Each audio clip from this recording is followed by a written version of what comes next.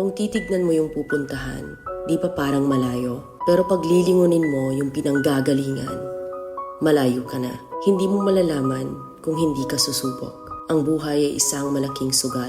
Kung lagi kang takot sumugal sa isang bagay dahil takot kang mawalan, mauubos lang kung anong meron ka. Kung hindi ka mawawalan, hindi ka rin magkakaroon. Kung ano man ang mga desisyon mo ngayon, yun ang magiging buhay mo bukas. Lakasan mo lang yung loob mo.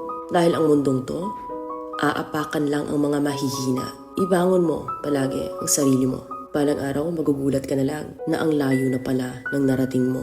Kahit mabagal ang progress, basta may usad at kumikilos ka, okay na yan. Wala tayong magagawa. Ganyan talaga ang proseso ng buhay. Lahat tayo nakakaranas ng hirap. Hindi natin alam kung hanggang kailan tayo dito sa mundo. Kaya mas piliin mo maging mabuting tao. Ang pinakayaman na maituturing natin sa sarili ay ang ating mga pangarap. Kapag handa kang abutin yung mga pangarap mo, hinding-hindi ka maghihirap.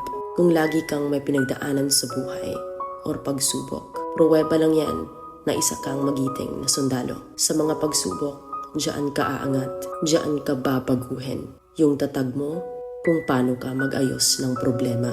Hindi ka magtatagal sa mundo. Lubos-lubusin mo na. Gawin mo yung mga bagay na handang iangat ang sarili mo.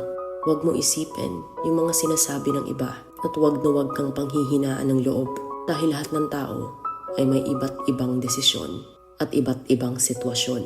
Huwag ka lang mawalan ng pag-asa. Hindi mo naman kailangan madaliin lahat. May proseso ang bawat ganap mo sa buhay. Alam mo kung ano yung nakakapagod? Ang palaging patunayan ang sarili mo sa ibang tao. Sa mundong to, piliin mo ang hindi magarbo. Keep it low-key ka lang. Simple. Na kahit na alam mong meron ka, hindi ka babaguhin ng pera. Kasi lahat ng yan ay isang pansamantala lang. Pagpatuloy mo lang. Kung may pangarap ka, makakarating ka.